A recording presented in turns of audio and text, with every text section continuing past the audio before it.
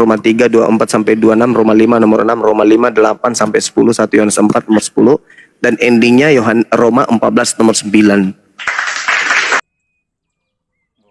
Silahkan singgah di kata hati mualaf. Dibaca dulu ayatnya supaya lebih lengkap. Ya, tinggal Anda pilih yang mana yang mau dibacakan. Matius 20 nomor 28. Itu aja ayatnya di mana? Oke, saya kasih Roma 3 Pak ya. Karena itu adalah surat Paulus ya. Matius saja, Matius. Kalau Roma kan kalian tidak percaya Paulus. Iya sama, Matius pun kami tidak terima. Itu bukan firman Tuhan itu. Itu cuma karangan orang-orang yang kemudian tulisannya dianggap firman Tuhan. Di dalam Matius 20 Pak Pendeta, nomor 28 di situ dikatakan, sama seperti anak manusia datang bukan untuk dilayani, melainkan untuk melayani dan untuk memberikan nyawa yang menjadi tebusan bagi banyak orang. Ini Matius 28 ini nanti ujung-ujungnya itu ke penyaliban. Padahal ini tidak ada hubungannya dengan penyaliban data itu. Nah, kalau Anda mengatakan penebusan itu untuk menjual Yesus, tidak ada dalilnya. Ketika Anda membaca Kejadian 3, tak ada hubungannya dengan Maria. Itu membahas Hawa. Yang kedua, ketika saudara pendeta mengatakan, coba tanya ibu-ibu yang bisa menjawab, apakah mereka masih merasakan kesakitan? Nah, disinilah kebohongan gereja. Yesus datang menebus dosa waris. Dengan kata lain, Yesus datang menghilangkan kesakitan melahirkan.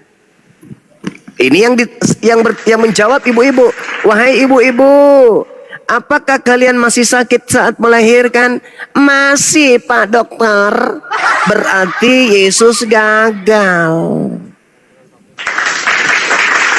Yesus nebus dosa waris.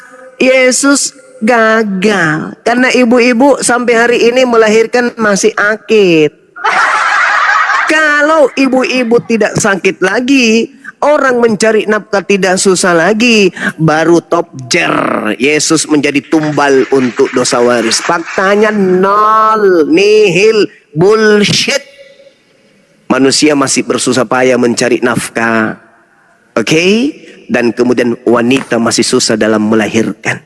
Lalu dosa apa yang ditebus oleh Yesus? Nihil. Itu hanya bullshit. Jualan untuk supaya orang menyembah Kristus doang. Bohong.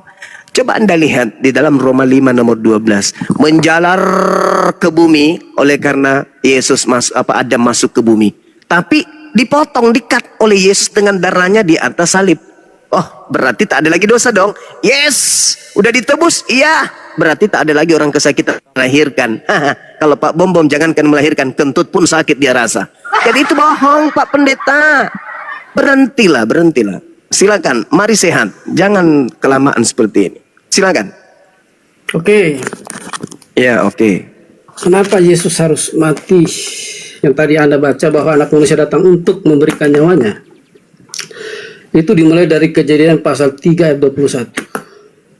Ketika manusia jatuh ke dalam dosa, sebelum itu Tuhan mengingatkan dalam Kejadian pasal 2 ayat yang ke-17. Kalau engkau makan buah itu, maka kalian akan mati. Apakah setelah makan buah itu manusia mati? Tidak kan? Tapi apakah ada kematian? Ada kematian, saudaraku. Kejadian 3 pasal 21, dan Tuhan Allah membuat pakaian dari kulit binatang untuk manusia dan untuk istrinya itu, lalu mengenakannya kepada mereka. Ini artinya yang menggantikan manusia mati di Taman Eden itu adalah binatang. Darahnya tercurah sehingga manusia itu tidak mati seketika juga. Tapi firman Tuhan mengatakan, engkau akan kembali dari debu, engkau akan menjadi debu kembali. Artinya sepanjang kita belum kembali kepada debu, itu adalah sebuah kesempatan kita dalam penebusan. Tapi kalau tadi Bang Suma bilang, oh yang masih sakit, ya jelas, karena Yesus itu bukan berkuasa secara de facto hari ini. Kalau dia sudah jadi raja, itu dikatakan dia akan menjadi raja selama 1000 tahun memerintah. Tidak ada kesakitan di sana, tidak ada pembunuhan di sana, tidak ada kesusahannya, adalah damai sejahtera dan sukacita. Dan itu adanya nanti di kekekalan. Tapi apakah ada orang-orang yang bisa menikmati hidup hari ini? Jadi janji penebusan itu ada, tapi selalu saya katakan, itu hanya receh-recehnya. Kita akan menerima kelimpahan janji penebusan itu di kekekalan nanti. Itu sebabnya di sana tidak ada siksaan, tidak ada tangis, tidak ada ratapi, adalah damai dan sukacita. Ya, jadi kalau mulai dari kejadian saja di sana ada penebusan, manusia digantikan oleh binatang sehingga manusia tidak mati. Yang kedua, kalau mau lihat apa perjanjian Tuhan denganmu setelah itu juga perjanjian darah. Apa perjanjian Tuhan setelah itu yang menjadi tradisi bagi orang Israel dari keturunan Abraham? Juga perjanjian darah. Itu sebabnya ada sunat. Sunat itu tujuannya adalah untuk perjanjian darah, supaya orang Israel itu disebut sebagai umat Allah, maka mereka harus dikerat kulit katanya. Apa bukti bahwa ketaatan penuh itu harus dengan pengorbanan? Abraham itu diuji dengan ketaatan penuh mengorbankan anaknya. Siapa yang suruh mengorbankan anaknya? Allah sendiri. Tapi apakah anaknya itu jadi korbankan? Harusnya jadi, tapi Allah menggantikan dengan hewan. Dan itu adalah prototipe, tipologi bahwa Allah lah sendiri yang akan menggantikan penebusan itu. Manusia tidak bisa menyediakan itu, tapi Allah sendiri akan menyediakan penebusan. Dan itulah sebabnya Yesus diutus sepenuhnya melakukan kehendak Bapaknya. Kehendak Bapaknya itu adalah mati, dibunuh, menyerahkan nyawanya, supaya barang siapa yang percaya akan beroleh hidup yang kekal. Termasuk apa itu? Tidak akan ada kematian lagi nanti. Kita akan hidup kekal. Tidak akan ada kesusahan lagi. Di mana sempurnanya? Setelah Yesus datang untuk memerintah di dunia ini selama 1000 tahun. Oke, silakan dijawab. Ngomong apa ini? Tolong kepada Pak Pendeta ya, supaya diskusi kita ini ada artinya, bukan cuma omong-omong aja. Tolong, apa efek kematian Yesus itu? Efeknya apa? Dari dosa yang Anda katakan itu diwariskan itu apa? Oke. Dan tolong tunjukkan dalilnya di dalam perjanjian lama, di mana ada mewariskan dosa. Coba, silakan. Adam mewariskan dosa. Iya, di mana? Itu pertama kali kepada anaknya. Ya, di mana? Kain membunuh Habel. Alamak. Saya tidak tanya itu.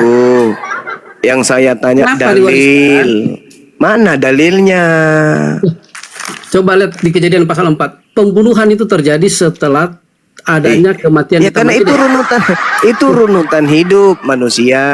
Yang saya tanya, dosa waris itu dalilnya di mana, Pak Pendeta? Runutan hidup manusia yang di dalamnya ada sifat manusia berdosa. Dalil Pak Pendeta. Baca dalil. Kejadian pasal 4. Kejadian pasal 4 itu terjadi adanya kasus pembunuhan Ya, Habil, Kain, ya. Yang saya tanya dosa waris, Bang. Bang, dosa waris. Yang namanya dosa waris itu kan apa yang terjadi setelah itu, dampaknya, efeknya. Dalil Bang, dalil dosa waris. Kalau tidak ada berarti ini hanya bohong waris. Lah, jadi ini saya harus luruskan ya, teman-teman. Lah, saya yang harus minta Anda tunjukkan dalil, kok luruskan pula. Pengajaran yang lengkap. Tidak bisa, dalilnya mana ada dosa waris. Lah, harus ada dalil. Karena itu cuma ciptaan Kristen aja. Dalilnya, dari cerita Bang. firman Tuhan itu kita bisa memahami. Dalil dosa waris, dalilnya mana, Bang? Jadi saya harus luruskan Bang Suma.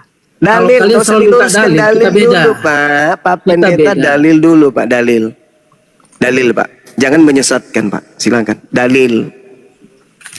Kalau saya dalilkan kan dari tadi sudah ngomong. Apa itu? Bukan dampak, Pak. Dalil, Pak. Saya tanya Bang Suma. Dalil, Pak. Saya nanya, Anda mati itu karena apa? Anda mati nanti itu besok atau lusa atau enggak? Dalil, Pak. Dalil dosa waris itu mana, Pak? Jangan, ini sudah 2000 tahun kalian bohong ke anak Adam. Ya, dalilnya dulu, tunjukkan. Dosa waris itu adalah kematian. Dosa waris itu hanya bohong waris, Pak. Bohong waris. Nah, sekarang kalau Anda apa itu waris, gini, biar tak ajarin, Pak. Saya tanya, biar tak ajarin, Pak. Kalau Adam itu warisan dari orang tua, apa yang Anda terima? Adam ini ada nggak dalilnya? Atau duit, itu namanya warisan. Mulai pendeta ini mulai ribut dengan dirinya sendiri. Pak Pendeta ini saya masuk. Pak Pendeta. Kalian sudah 2000 tahun berbohong, tidak bisa dibiarkan terus begitu ya. Kalian harus berhenti nipu orang, nipu jemaat itu berhenti Pak Pendeta, nipu jemaat berhenti. Saya minta dalil. Orang Yahudi Pak sebelum muncul Kristen itu tak ada yang mengajarkan kemudian dosa waris. Yang paham tentang kitabnya orang Yahudi itu orang Yahudi. Makanya mereka disebut ahli kitab. Karena nggak diragukan pengetahuan mereka tentang kitab mereka. Ente pendeta sekalipun nggak paham bahasa Ibrani, nggak ngerti Pak Pendeta itu. Saya jamin itu. Yang Pak Pendeta paham itu cuma apa? Perpuluhan, persembahan dan seterusnya. Saya minta dalilnya loh. Dalil dosa waris yang kalian gaungkan untuk nakut-nakuti orang supaya mereka datang ke kalian membayar perpuluhan itu mana dalilnya? Ada nggak? 2000 tahun kalian menipu anak keturunan Adam. Mana dalilnya? Ada. Cuman karena orang mati. Ya matilah, namanya orang hidup di dunia. Mereka Adam dan istrinya diperintahkan untuk berkuasa di atas muka bumi ini. Bukan untuk hidup kekal di dunia ini. Ada nggak dalilnya? Marilah kami menciptakan manusia serupa dengan gambar kita untuk hidup kekal di bumi. Ada nggak? Nggak ada, Cak Ayu. Oh, batal hidup kekal. Kenapa? Karena mereka mewariskan dosa kepada anak-anak mereka sehingga mereka mati. Nehi merica ketumbar jahe. 2000 tahun loh Pak Pendeta kalian menipu jemaat. Yesus harus kita menjadi tumbal dosa-dosa kita. Ada nggak dalilnya? Manusia mewariskan dosa kepada keturunannya. Ada nggak dalilnya? Dalil dulu, baru dogma. Jangan dogma dulu tanpa dalil. Dalil dulu Pak. Kejadian pasal 4 ayat yang ke 12 misalnya, dari 10 mulailah. Apa yang telah kau perbuat ini, darah adikmu itu berteriak kepadaku dari tanah. Maka sekarang terkutuklah engkau, terbuang jauh dari tanah, mengangangkan mulutnya untuk menerima darah adikmu itu dari dagingmu. Apabila engkau mengusahakan tanah itu, maka tanah itu tidak akan memberikan hasil sepenuhnya lagi kepadamu. Nah ini kan dari hubungannya dengan dosa? Dari perbuatan Adam dan Hawa sekarang dinikmati oleh Habel, oleh Kain. Apa hubungannya Pak dengan dosa waris? Apabila engkau mengusahakan tanah itu, maka tanah itu tidak akan menghasilkan sepenuhnya lagi kepadamu. Tadi kan orang tuanya dikutuk dengan susah payah. Di mana dalilnya Adam dikutuk Pak? Alamak, ini semakin parah pendeta ini kok semakin parah bohongnya. Di mana dalilnya Adam dikutuk Pak? Di mana dalilnya Adam dikutuk? Oke, ya, saya bacakan ya. Terkutuklah tanah karena tanah. Oke. Nah sekarang apa yang dampak yang diterima oleh anaknya? Itu yang tadi saya bacakan. Maka sekarang terkutuklah engkau, terbuang jauh dari tanah yang akan untuk menerima darah adikmu. Apabila engkau mengusahakan tanah itu, maka tanah itu tidak akan memberikan hasil sepenuhnya kepadamu. Engkau menjadi seorang pelarian dan pengembara di bumi. Kata Kain kepada Tuhan, hukumanku itu lebih besar daripada yang dapat kutanggung. Engkau Pendeta, sekarang dari tanah yang dikutuk itu tanah Pak. Kalau Anda tanya apa, ini kan berentetan. Yang dikutuk tanah dengan ular kan Pak, iblis. Yang dikutuk Yesus, tanah dengan ular. Yesus datang menebus kutukan. Berarti siapa yang dibebaskan dari kutuk Pak? Pada saat Yesus datang kemudian menebus dosa kutuk itu, siapa yang dibebaskan dari kutuk? Semua orang yang percaya bahwa Yesus adalah juru selamat. Bapak, setelah kemudian Yesus datang menebus kutuk ini, siapa yang lolos dari kutuk? Yang lolos dari kutuk semua yang percaya Kristus yang telah mati. Bapak. Galatia 3, yang dikutuk itu ular. Ketika Yesus datang menebus kutuk, maka ular bebas dari kutuk. Dengan demikian konsep ini keliru, sebab ular tak dikutuk lagi. Kenapa tidak dikutuk lagi? Karena Yesus sudah menebusnya. Makanya Al-Quran saya mengatakan wa ikhwanuhum yamuddunahum. Ternyata Kristus menebus iblis dari kutukan Tuhan. Kalau iblis sudah tidak dikutuk lagi karena Yesus melepaskan kutuk itu, maka iblis melenggang ke surga. Apakah konsep ini betul? Tidak, ini akal-akalan dari barat Pak. Bukan ajaran para nabi. 2000 tahun kalian itu turun-temurun menipu jemaat. Sampai sini Jawab. paham, Pak? Ya, silakan, silakan. Lanjutkan kebohongan Anda, Yang silakan. diciptakan menurut gambar dan rupa Allah sendiri itu adalah manusia. Iya. Jadi kalau Allah menebus itu, masa tebusannya itu ditujukan kepada setan? Ini yang tidak masuk akal. Loh, yang Kalau Anda dikutuk percaya bahwa kutukan yang Yesus itu dikutuk ditujukan siapa, kepada Pak? iblis, Yang dikutuk kan maka mestinya- iblis. Yang dikutuk iblis, Pak. Yesus menebus kutuk. Berarti Yesus menebus iblis.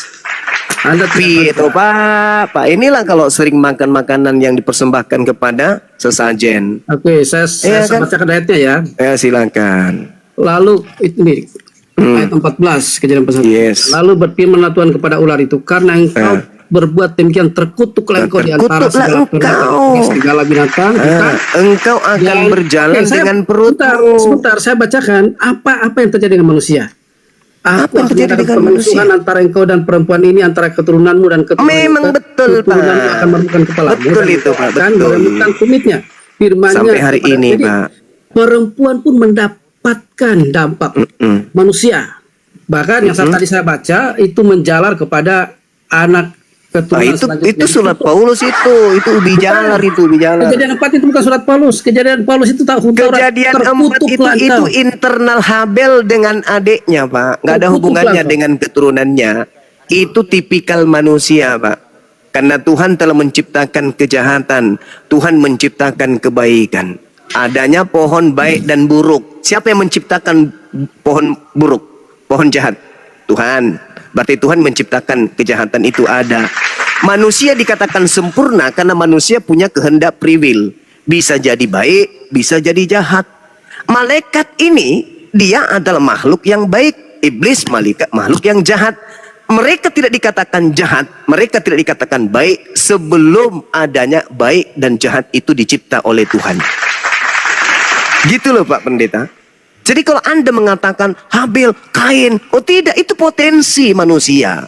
Tuhan bisa jahat, Tuhan bisa baik. Tuhan menciptakan Adam sama seperti itu. Punya potensi, punya kehendak bebas. Makanya iblis cemburu kepada Adam karena Adam memiliki dua sifat tersebut. Iblis tidak ada kehendak bebas pada dirinya. Begitu juga malaikat. Bisa nggak malaikat itu menjadi jahat? Menurut Kristen bisa. Salah. Malaikat itu adalah makhluk yang sempurna. Berbeda dengan setan. Makhluk yang tercipta dari api. Itu berbeda, Pak. Kalau Adam, dua-duanya bisa. Bisa jadi jahat, bisa jadi baik. Kalau iblis bisa nggak jadi baik? Nggak bisa, Pak. Kecuali jin. Jin bisa jadi baik, jin bisa jadi buruk. Kalau dia jadi buruk, maka dia jadi setan. Manusia kalau dia jadi buruk, maka dia jadi kafir. Seperti itu, Pak. Jadi tidak ada itu dosa waris, Pak. Nggak ada. Bohong waris yang ada. Bohong waris. Kenapa bohong waris itu diada-adakan? Supaya Yesus bisa dijual. Kalau nggak ada dosa waris, boleh nggak Yesus itu dijual? Matinya di atas salib. Nggak ada. Yesus mati di atas salib untuk membebaskan kalian dari pegadaian rentenir. Nggak ada itu. Yesus mati di atas salib agar supaya kalian semuanya berhenti kena penyakit panu. Nggak ada. Pasti dosa waris. Tapi karena dosa warisnya itu tak ada, maka kematian Yesus itu sia-sia. Hanya karangan bebas gereja ajanya itu. Nggak ada, mana dalilnya? Anda kan pendeta. Ada nggak dalil dosa waris? Tak ada. Yang dikutuk itu ular. Dikutuknya gini, ular, karena kau melakukan dosa, maka kamu mulai hari ini berjalan dengan perutmu. Kalau betul Yesus datang menebus dosa ular, maka sejak hari itu kemudian ular sekarang ini tidak lagi jalan dengan perut, tapi ular berjalan dengan kaki. Bapak pernah melihat ular kobra, ular apa itu? Ular kobra. Hah? Jalan dengan kakinya. Itu bom-bom, Pak, itu bukan ular. Lihat. Yesus kalau datang menebus dosa, maka dosa yang ditebus Yesus ya dosa ular. Ular bebas sekarang. Karena kenapa? Yesus sudah mengambil alih kutuknya. Ini ajaran apa ini, Pak? Yang kayak gini-gini, Pak. Ajaran dari mana Anda dapatkan itu, Pak? Sedangkan kitabnya orang Yahudi, Pak, ya, Pak Pendeta, dikatakan dalam kitab mereka, Contoh 2 Tawarik 7:14. Dan umatku yang atasnya namaku disebut merendahkan diri, berdoa dan mencari wajahku lalu berbalik dari jalannya yang jahat, maka aku akan mendengar dari surga dan aku akan mengampuni dosa mereka dari surga. Ngapain dia turun ke bumi, Pak? Bunuh diri untuk dosa-dosa setan. Ngapain?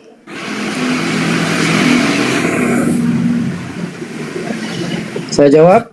Iya, silakan. Butuh dalil saya, Pak. Silakan. Yang pertama, kalau Bang Suma bilang bahwa kematian Yesus itu untuk iblis, maka saya akan bacakan Matius 16 ayat 23. Ya, Matius 16 ayat yang ke-23. Matius 16 ayat yang ke-23. Di sana disebutkan begini.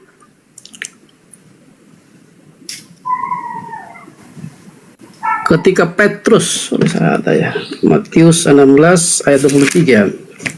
Kasihan, Pak, kalau Anda bawa data itu, kasihan betul. Jadi ini Petrus mengatakan begini ya. Tapi Petrus menarik Yesus ke samping dan menegur dia, katanya, Tuhan, kiranya Allah menjauhkan hal itu. Artinya menjauhkan kematian.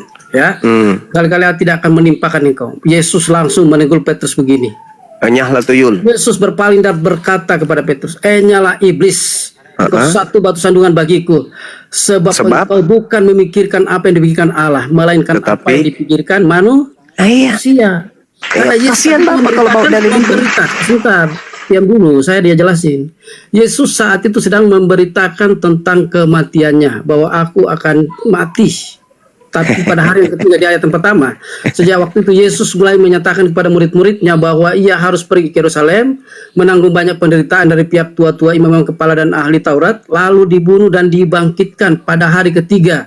Tetapi Petrus berkata, menegur dia, kiranya Allah tidak menjauhkan itu daripadamu. Dan Tuhan bilang sama dia begini, Yesus bilang sama dia, nyala engkau iblis, karena memang aku harus mati untuk menebus dosa manusia. Jadi yang tidak percaya dan tidak menginginkan Yesus mati di atas kayu salib mengikut dosa, itu benar kata Anda, itu adalah setan atau iblis. Yang kedua, saya jawab tentang umatku yang atasnya namaku disebut. Ya, itu kan tadi Anda tunjukkan dalil itu. Apa arti ayat itu? Arti ayat itu adalah deklarasi ketika Bait Salomo itu selesai dibangun.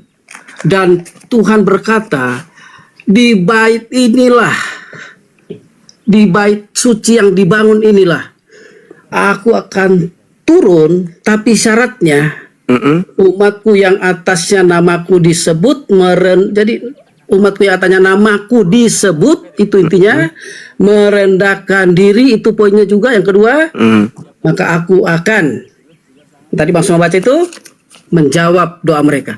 Tapi apakah itu digenapi? Itu tidak digenapi sama sekali. Buktinya apa?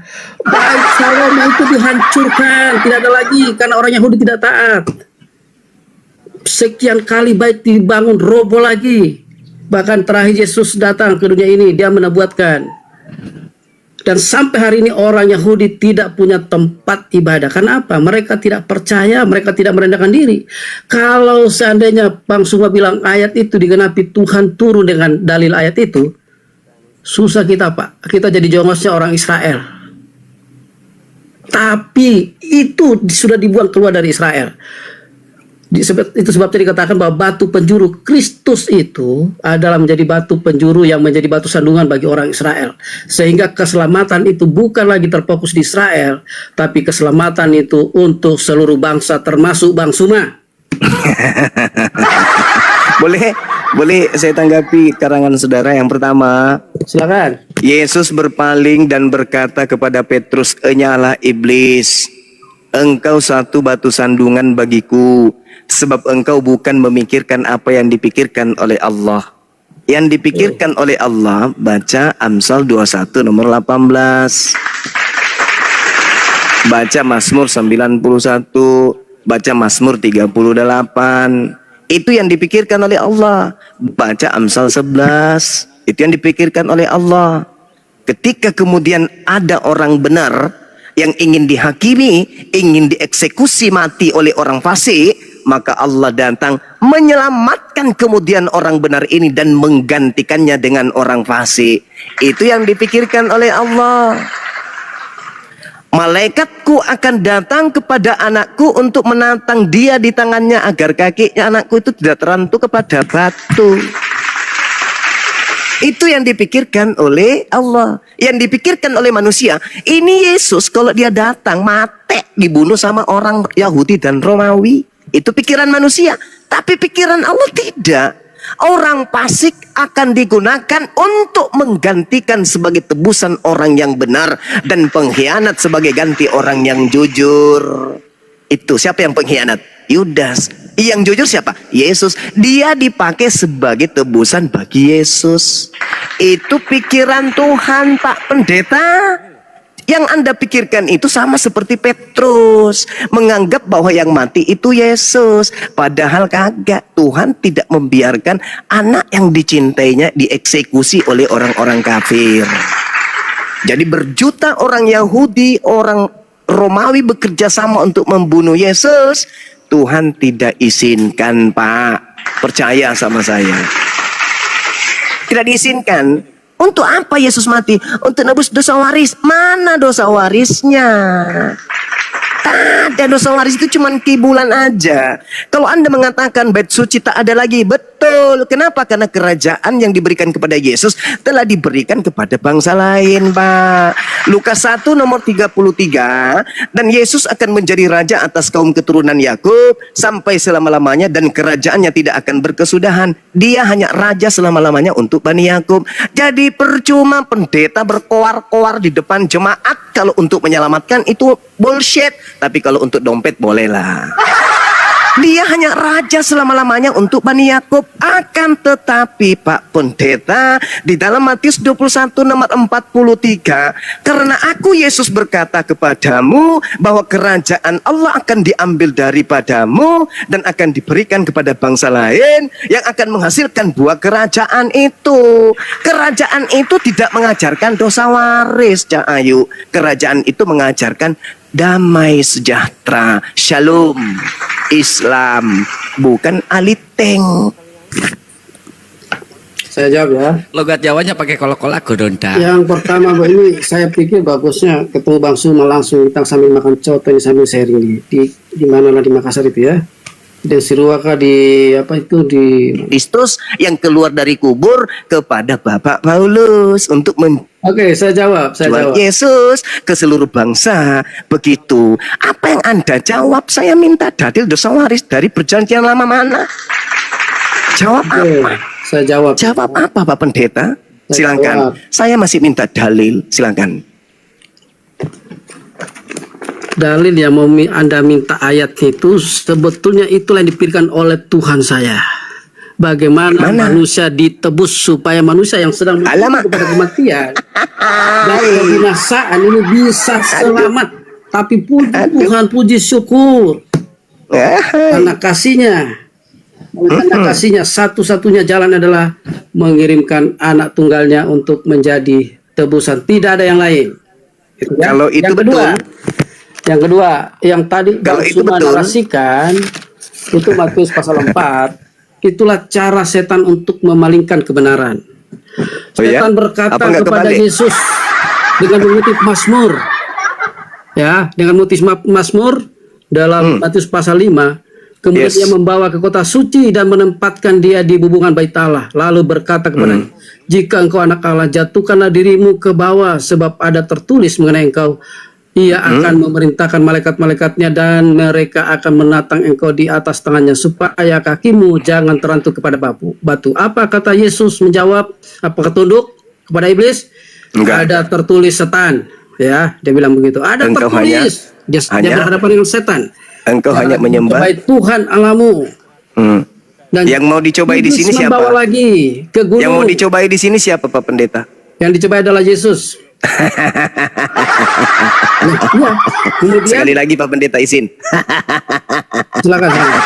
Apa Yang itu? mau dicobai di sini Mazmur 91 kebenarannya. Apa iya betul si Tuhan? Kalau aku ingin membunuh anaknya, si Tuhan betul-betul mengaplikasikan perkataannya di Mazmur 91. Aduh Pak Pendeta. Yang ingin dicobai Tuhan yang ada di Mazmur 91. Makanya Yesus berkata, jangan kau mencobai Tuhan ilahmu. Yang ada di Mazmur 91 yang berkata di situ kan Tuhan. Dia akan mengutus malaikatnya untuk menatang dia di tangannya agar kakinya tidak terantuk kepada batu. Kalau Yesus itu betul-betul anaknya. Aku mau coba apakah betul Mazmur 91 itu terbukti. Ternyata iblisnya tidak berhasil mencobai dia. Karena Yesus tidak loncat. Andai saja Yesus loncat turun Pak Pendeta, maka malaikat akan turun menatang Yesus di kakinya agar kakinya tidak terantuk kepada batu. Iblis ingin mencoba Mazmur 91, bukan mencoba Yesus. Karena Yesus hanya mengatakan dirinya anak Tuhan, iblis ingin mencobainya. Apa tujuan iblis mencoba Yesus? Untuk nanti memanfaatkan nama Yesus itu untuk dijual kepada pemikir-pemikir lemah, orang-orang tak berakal. Karena nama Yesus ini sakti, nama Yesus ini bisa dijual, punya power nama Yesus itu. Maka iblisnya kelak datang muncul ngaku, akulah Yesus yang kau aniaya. Kalau iblisnya datang mengaku, akulah bom-bom yang kamu kasih gift. Kira-kira percaya nggak orang sedunia? Nggak percaya Pak. Tapi karena nama Yesus mengandung mukjizat, mengandung kuasa di sana, maka nama itu dipakai iblis. Makanya Yesus berkata, waspadalah kepada iblis yang datang kepadamu dengan memakai nama Yesus dan berkata, akulah Kristus. Dia akan menyesatkan banyak orang. Nama Yesus itu mahal, Cak Ayu. Baca Lukas 4. Ketika iblis menyerahkan kemudian kuasa, menawarkan kuasa. Hei Yesus, ya paman, aku akan memberikan engkau kuasa di dunia bila engkau menyembah aku. Sebab aku telah diberi kuasa itu dan aku berhak memberikan kepada siapapun yang aku kehendaki. Tergoda enggak Yesus? Tidak. Berarti kuasa dunia itu tidak diberikan kepada Yesus. Lah iya. Lalu siapa yang keluar dari kubur mengaku aku telah diberi kuasa? Iki siapa? Itu bukan Yesus, sebab Yesus yang asli tak nerima kuasa dari setan itu. Sampai di sini Pak Pendeta, Oke, paham gak? saya jawab. Silakan jawab lagi. Dalil tak ada dosa waris. Saya jawab. Saya jawab ya. Ya, Nanti silakan. pasal 4 itu justru memberikan kita sebuah pemahaman yang juga memahami asal mula. Asal Adam urat. dicobai dan Hawa dia Apa tadi? tunduk kepada pencobaan. Dia kalah dengan pencobaan. Yesus dicobai, dia tidak tunduk. Ini yang cobai bukan bapaknya Bang bagus. Sima, yang cobainya adalah setan. Agus, Kalau pintar. misalnya Yesus Pendeta pintar sekarang. Yesus mengikuti apa kata setan, Ah, berarti Yesus diberi Yesus kuasa. tunduk kepada setan. Tapi Berarti Yesus diberi tidak kuasa. tunduk kepada setan. berarti andai Iblis saja Yesus mengutip tunduk, Mazmur untuk sabar Pak. mencobai Andai Yesus, saja Yesus tapi tunduk, Yesus maka tidak Yesus tunduk kepada diberi setan. kuasa di dunia. Betul? Tidak kalah dengan pencobaan. Tidak Pak seperti Pendeta, Adam dan Hawa Pak yang Pendeta, kalah dengan Pak pencobaan. Pendeta, Itu andai sebabnya saja dari Yesus satu orang manusia dia. telah berbuat dosa dan jatuh. Pak Pendeta, andai saja Yesus tunduk kepada iblis, maka kuasa dunia akan diberikan kepada Yesus. Betul? Betul nggak? Karena Yesus tidak menerima kuasa dari iblis, maka Yesus tidak memiliki kuasa dunia. Coba Anda baca di dalam Yohanes 12 nomor 31. Sekarang berlangsung penghakiman atas dunia ini. Sekarang juga penguasa dunia ini, yaitu iblis, akan dilemparkan keluar. Pertanyaannya, Yesus menerima nggak kuasa dunia dari iblis? Tidak. Berarti yang keluar dari kubur ini yang mengaku kepadaku telah diberi kuasa di dunia itu siapa? Yesus tak menerima. Yang menerima siapa? Yang menggantikan Yesus di atas tiang salib toh. Itu makanya tadi keteteran Pak Pendetaku ini ketika diminta dalil. Mana dalil Pak? Dosa waris tak ada, Cak Ayu. Iya, kalau tak ada berarti ini rekayasa setan. Yesus diuji. Hei Yesus, jikalau engkau kemudian menyembahku, segala kuasa dunia akan kuberikan kepadamu. Apakah Yesus tunduk? Tidak. Berarti kuasa dunia itu diberikan nggak kepada Yesus? Ya kagak. Berhasil nggak iblis? Tak berhasil. Baca nomor 13-nya. Setelah iblis mencoba Yesus dan gagal, iblis mundur dari Yesus dan menunggu waktu yang tepat. Pada waktu mana waktu tepat itu? Pada waktu Yesus terangkat ke langit dan digantikan oleh orang yang dikutuk oleh Tuhan, masuk ke dalam liang lahat. 3 hari kemudian dia bangkit. Itulah saatnya iblis bereaksi. Kepadaku telah diberi kuasa Pergilah ke seluruh bangsa, ke seluruh dunia. Jadikan seluruh bangsa menjadi muridku. Sedangkan yang asli mengatakan apa? Matius 15:24. Aku diutus hanya kepada domba yang hilang dari umat Israel. Camkan itu. Matius 10:5-6. Yesus berpesan kepada ke-12 muridnya agar jangan ke bangsa Indonesia, tetapi pergilah kepada domba-domba yang hilang dari umat Israel. Itu ajaran Yesus. Jadi yang keluar dari kubur ini, yang dilemparkan keluar dari kubur ini, yang sebagai tanda angkatan jahat ini dalam Matius 12, yaitu bangkit dari kubur pada hari ketiga, itu adalah tanda untuk yang jahat. Yang keluar dari kubur ini siapa? Siapa? Pengganti Yesus yang sudah diberi kuasa oleh iblis. Penguasa dunia ini adalah iblis. Kata siapa? Kata Yesus. Mana dalilnya? Yohanes 12 nomor 31. Sekarang berlangsung penghakiman atas dunia ini. Sekarang juga penguasa dunia ini, yaitu iblis, akan dilemparkan keluar dari alam kubur. Siapa yang keluar dari kubur, Pak? Sembahan Anda kan? Siapa itu, Pak? Siapa itu, Pak? Manusia yang diberi kuasa oleh iblis.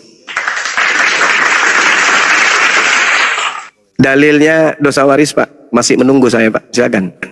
Saya akan jawab. Silakan. Nah, waris itulah inti pengajaran dari semua kitab. Dalilnya mah. Kalau misalnya, oke, Dalilnya dosa waris itu mana? saya mau tanya kepada semua yang ada 3.000 orang ini. Silakan. Silakan, apapun jawaban Anda, itulah yang benar. Kenapa Anda hari ini sekarang disebut sebagai orang berdosa? Dari mana dosa itu? Yang menyebutnya itu Anda dalilnya. kan? Itu dalilnya dosa waris, Anda ya? yang menyebutnya. Karena kenapa nanti Anda akan menjual iblis kepada kami untuk kami sembah. Roma 10 nomor 9 nomor 10. Barang siapa yang berkata dengan mulutnya Yesus Kristus itu adalah Tuhan, dan apa yang dikatakan oleh mulutnya ini diimani sepenuh hati, maka dia akan diselamatkan. Itu toh yang Bapak mau jual kepada kami.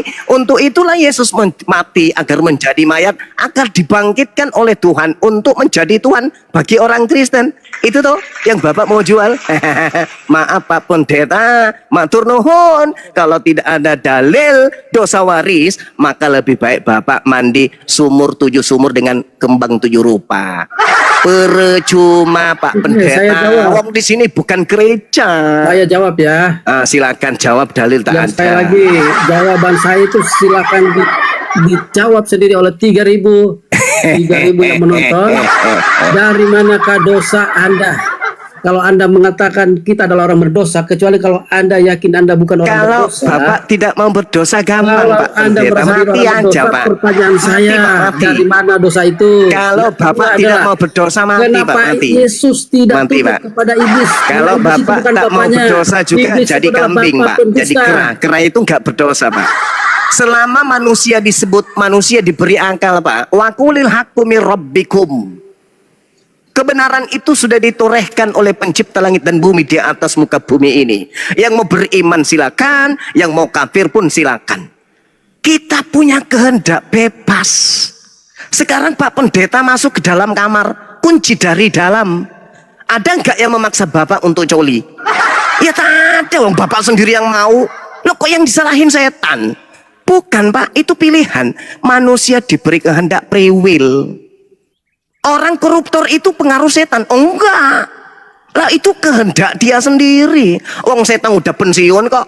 Kenapa setan itu pensiun? Wah, udah ajaran kebenaran dari Tuhan itu udah semua dikasih. Ini salah, ini dosa, ini nggak boleh, ini jauhi. Tinggal kita pilih. Lah wong manusia bisa nggak korupsi? Bisa. Manusia bisa korupsi? Bisa. Tinggal dipilih toh. Mau korupsi, mau tidak korupsi, ya itu pilihan. Kehendak bebas.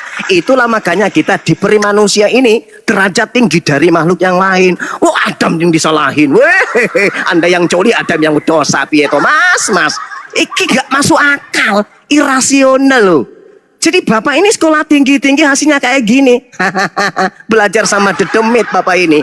Tak ada dalil Pak. Tak ada dalil dosa waris itu cuman akal-akalan sampean aja. Aku aja orang Jawa kok heran. Kok ada manusia dikasih akal kok kayak gini loh. Orang kayak orang minum kopi pakai campur Ajinomoto setiap hari. Dalil gue minta loh, nggak ada dalilnya. Piye toh mas. Kalau ada dalil kita bedah. Kita bedah pakai pisau ilmu dengan meja akal yang kita punya. Dalil tak ada. Cuman menjual Yesus mati untuk dosa kita. Ini ajaran sopo rek? Tak ada itu Pak, tak ada. Makanya orang Yahudi itu diperintah di dalam Imamat 1 nomor 2.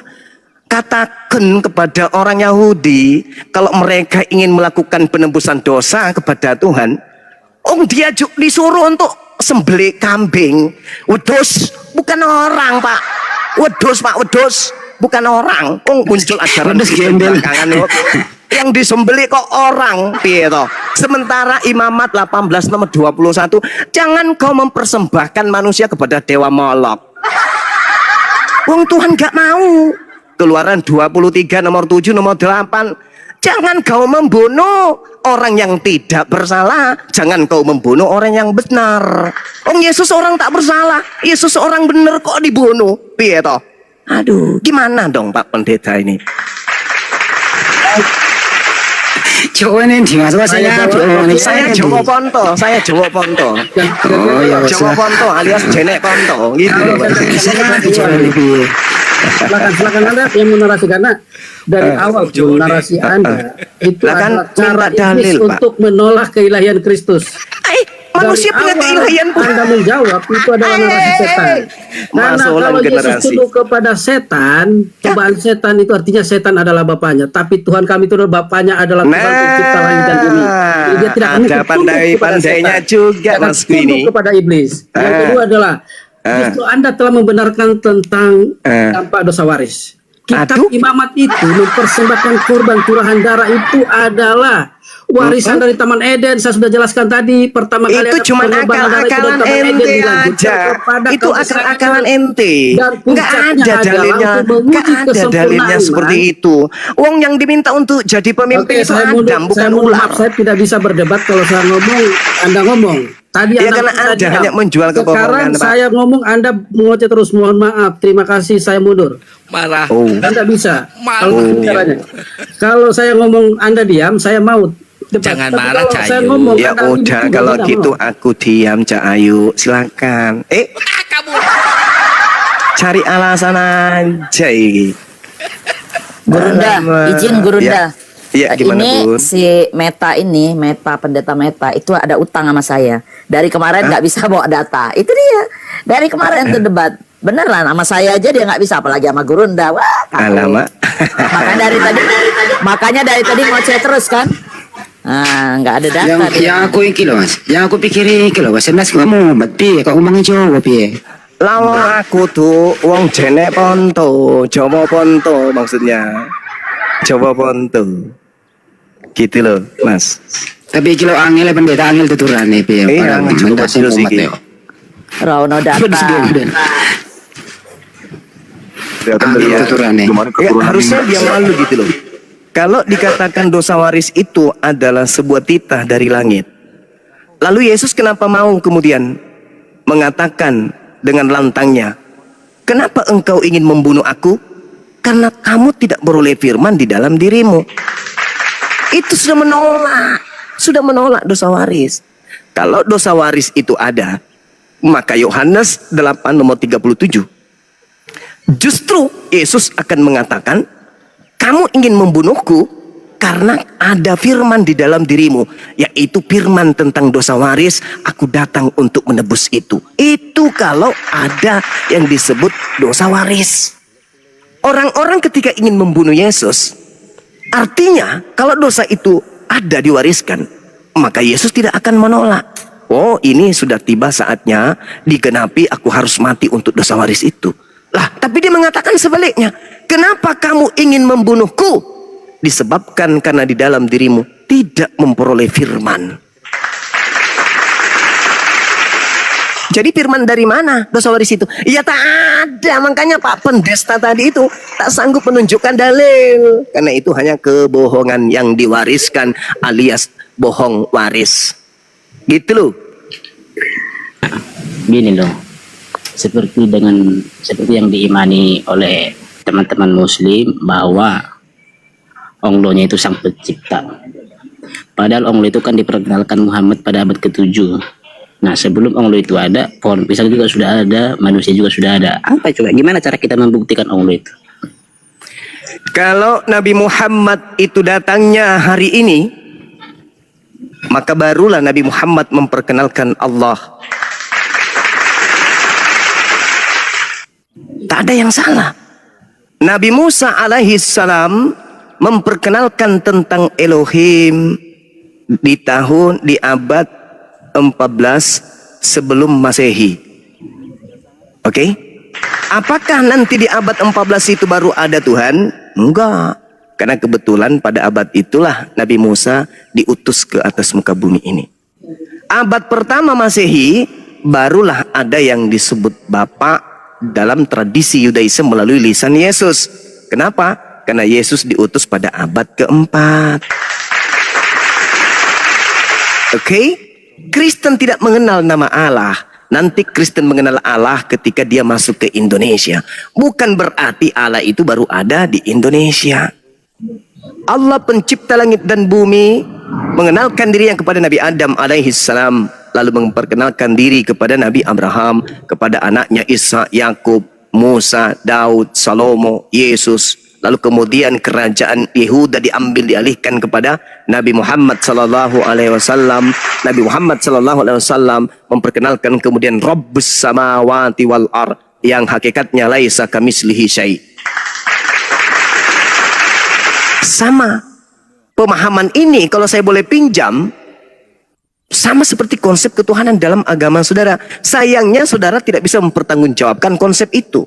Kalau saya, Allah satu-satunya Tuhan, segala sesuatu tergantung kepadanya, tidak beranak, tidak diperanakkan, tak ada sesuatu yang setara dengan. Saya bisa pertanggungjawabkan itu.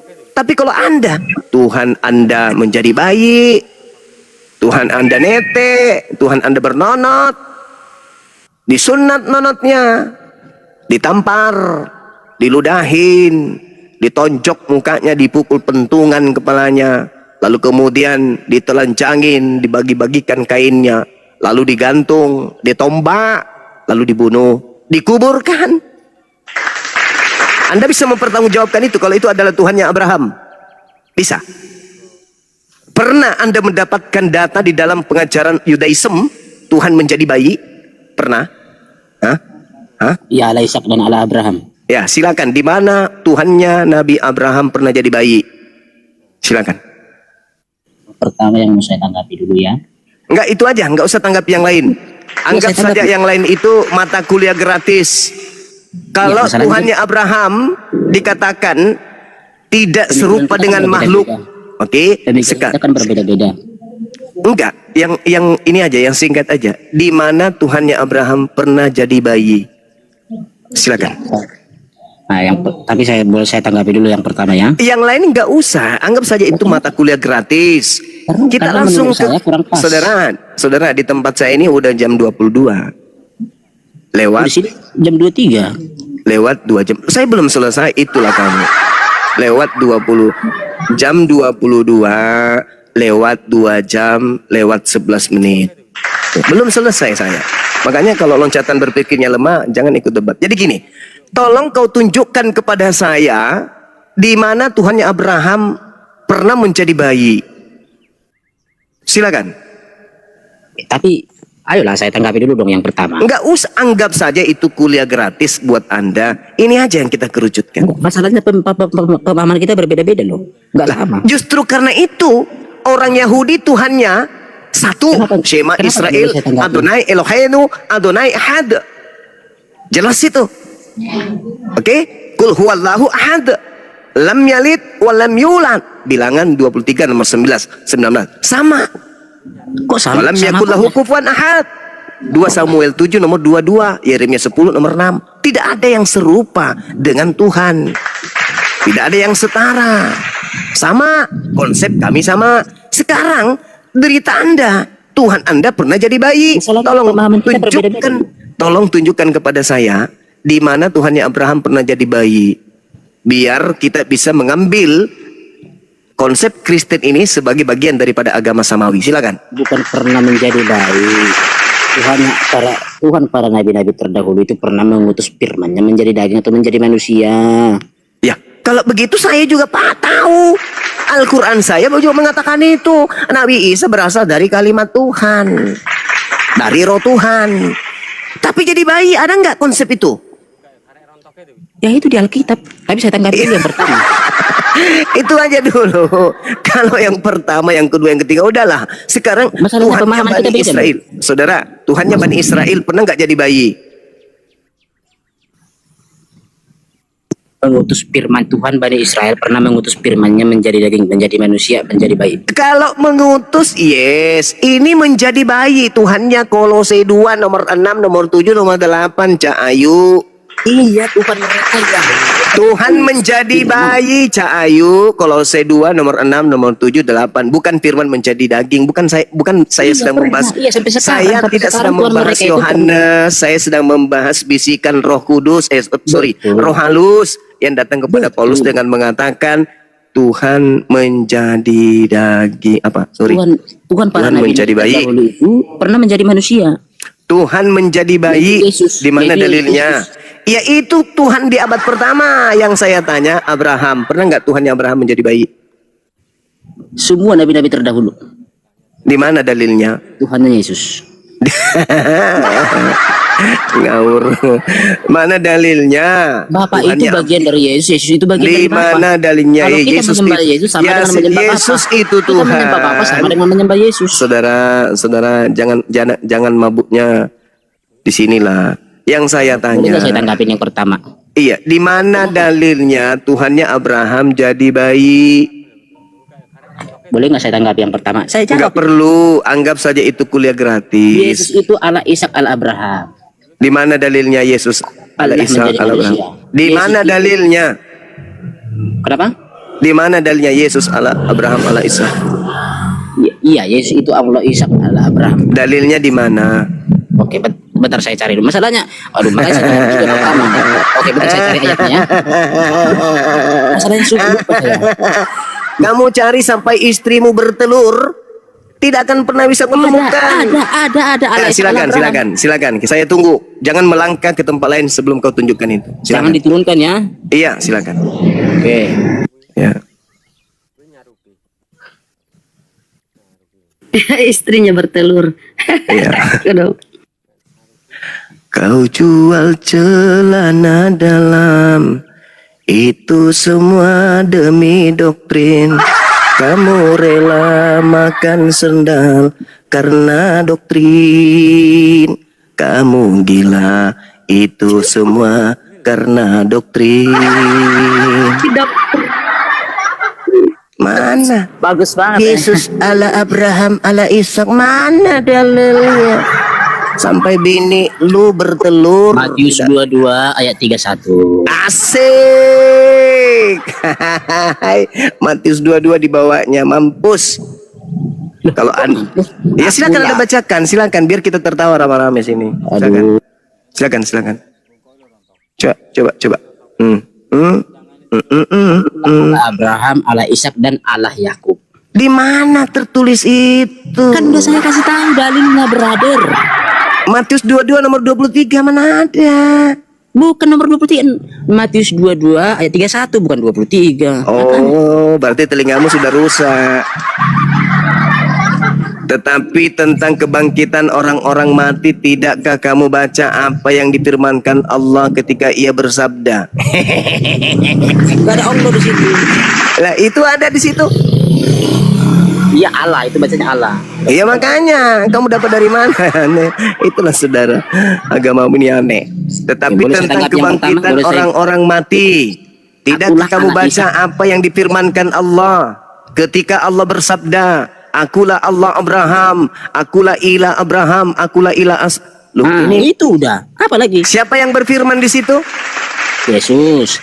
Nenekmu kiper. Yesus sedang mengutip ucapan Tuhan. Makanya Yesus mengatakan, Yesus sedang mengutip ucapan. akulah ilah Abraham, ilah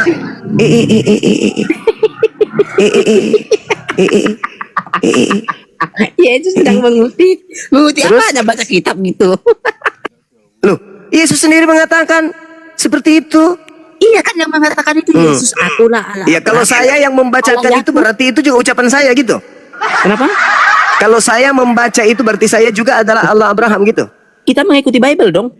Loh, Yesusnya mengikuti perjanjian lama dong. Keluaran 3 nomor 6. Dikasih dalil. Saya bacakan Keluaran 3 nomor 6. Boleh? Dikasih dalil. Oke, saya bacakan Keluaran 3 nomor 6. Berhenti dulu nangis. Nih, lalu Elohim berfirman, akulah Allah ayahmu, Allah Abraham, Allah Ishak dan Allah Yakub. Keluaran 3 nomor 6. Yesus sedang mengutip Keluaran 3 nomor 6. Teman-teman mari tertawa. 1, 2, 3. Sayang semuanya. Jangan sama, brother, 1, 2, 3. Sayang semuanya. Perkataan Yesus itu perkataan Bapa, perkataan Bapa itu perkataan sedang Yesus. mengutip Keluaran 3 nomor 6. Ya kan sama. Perkataan Yesus itu perkataan Bapa, perkataan Bapa itu perkataan Yesus. Aduh. Nggak malu dia. Udah, kamu turun, kamu turun, kamu kawannya cari sini. gereja, temui Takut. pendetamu, cari Takut. celana dalamnya, celop, Takut. celap, celop, jilat tangan lo. Jangan permalukan Kristen yang lain. Di situ Yesus sudah mengutip kitab Keluaran. Lalu Tuhan berfirman, akulah ilah ayahmu, ilah Abraham, ilah Ishak, ilah Yakub. Lalu Musa menutupi mukanya sebab ia takut memandang Allah. Makanya di data Yohanes di Matius 22 nomor 31 itu Yesus berkata 31-nya, tetapi tentang kebangkitan orang-orang mati tidakkah kamu baca apa yang difirmankan Allah ketika Allah berfirman, akulah ilah Abraham, ilah Ishak, ilah Yakub.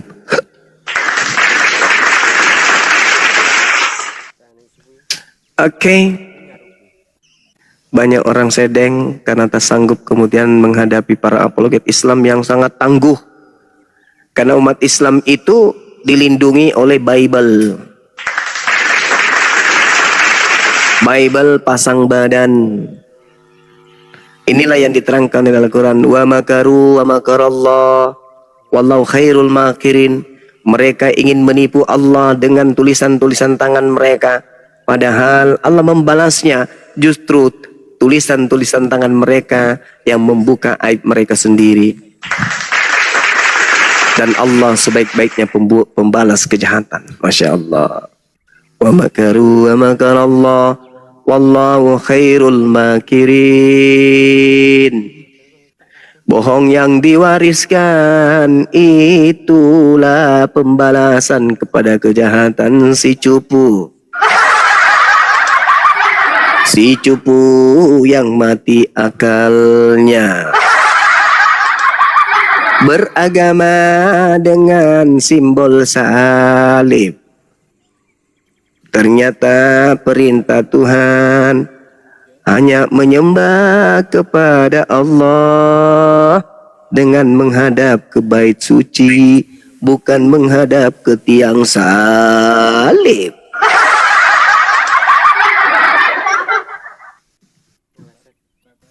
Adakah Oke, izin berhenti. Kita sapa dulu Gwine. Gwine, ada yang mengetik Bun? Gini, Sorry, kan ini kan ada yang mengetik di bawah Bun atas nama Hunter. Berani Suma lawan saya? Berani dong. Naik sini dek. Hunter naik sini dek. naik. Ayo naik. Sini dek. Turunkan yang lain dek. Sini naik dek. Sini. Biar ku ajari Permintaan, Hunter. arti Permintaan, sebuah saudara. kebenaran. Silakan. Bang mau nanya bang. Ya silakan. Dari sekte mana? Kamu Kristen Gwine? Kristen Gwin? Gwinifer? Kristen? Oten. Oke. Kenapa suaramu bisik-bisik? Kau ini ya, kamu numpang wifi tetanggamu ya? Kenapa bisik-bisik bang? Oh ada orang tuamu, silakan. Silakan bertanya. Dikatakan Masehi itu semenjak apa? Masih itu saja. Ini si bro admin guru nak. Biar gak ketahuan dia. Weh nipu kau.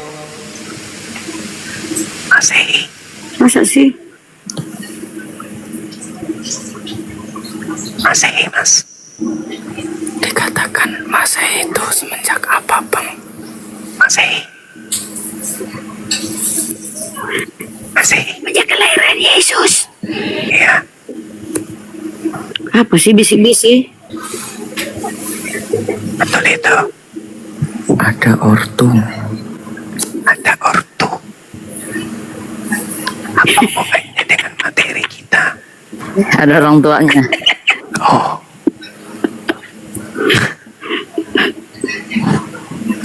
Itu, seingatku, penanggalan tahun yang digunakan oleh kalender Gregorian.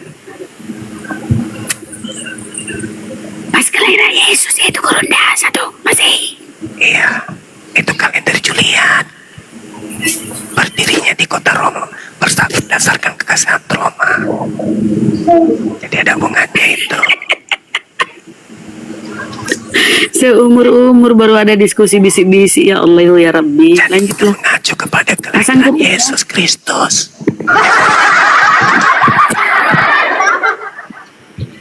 Jadi penanggalan daripada Masehi itu sangat dipengaruhi oleh tradisi astronomi Mesir kuno. Bang, itu pas lahirnya jadi bayi atau pas naiknya Yesus? Jadi bayi itu berbicara mengenai kelahiran Yesus.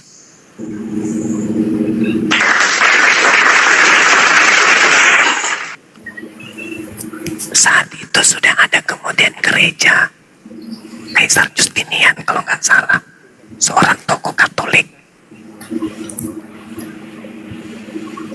membuat perhitungan tahun dengan nazar tahun kelahiran Yesus. Itulah dia orangnya. Seperti itu.